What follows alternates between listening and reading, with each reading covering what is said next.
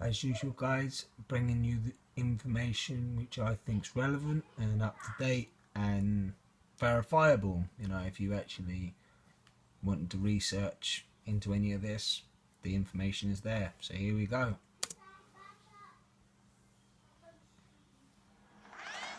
Syria has been witnessing a bloody war for the past 5 years. The unrest has already claimed hundreds of thousands of lives and caused millions more displaced. The Syrian government blames a number of foreign countries for fueling terrorism in Syria. Now a report is out by journalists from the Balkan Investigative Reporting Network and the Organized Crime and Corruption Reporting Project. According to the document, some Eastern European countries have sold over $1.3 billion of arms to Middle Eastern countries in the past 4 years. They were later supplied to Syrian militants. The trade is said to have been coordinated by the American Secret Service, the CIA.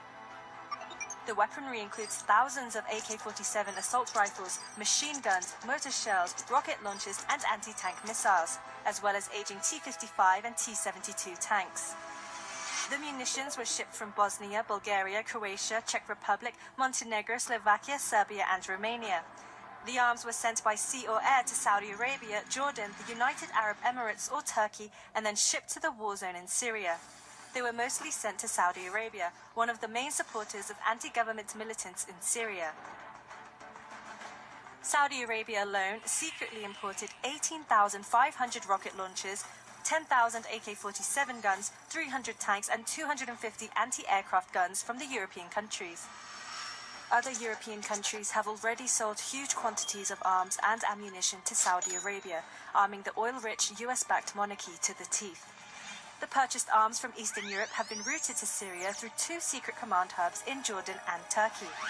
The Saudis have also airdropped weaponry to their mercenaries in Yemen. Saudis and Turks have supplied arms to the extremist groups in Syria, which are not supported by the US. The United States itself has also directly purchased large quantities of arms from Central and Eastern Europe and sent them to Syrian militants. They ultimately fall into the hands of terrorist groups such as Ansar al-Sham, the al-Qaeda-affiliated Jabhat al-Nusra, rebranded as Fatah al-Sham, and Daesh Takfiri terrorists. Such arms trafficking may have breached EU and international laws on arms exports.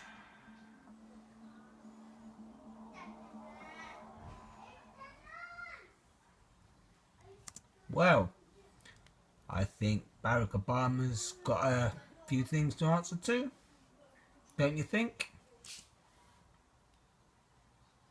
Syrian First Lady Asma al-Assad made a rare appearance this week at a graduation ceremony at Damascus University. On this video shared by the Syrian Presidential Office, the wife of President Bashar al-Assad told the more than 24 graduates on Wednesday to have faith in their country. The First Lady, once hailed as the hope for Syrian democracy in the West and dubbed a rose in the desert, is now being criticized for turning a cold shoulder to her countrymen dying in a bloody civil war and the 5 million Syrian refugees.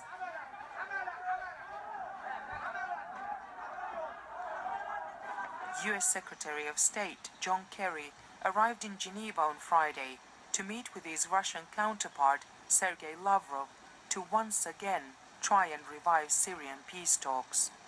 Almost 500,000 Syrians have died in the 5-year civil war, which has grown more complicated over the years with multiple groups and fronts and the participation of foreign powers.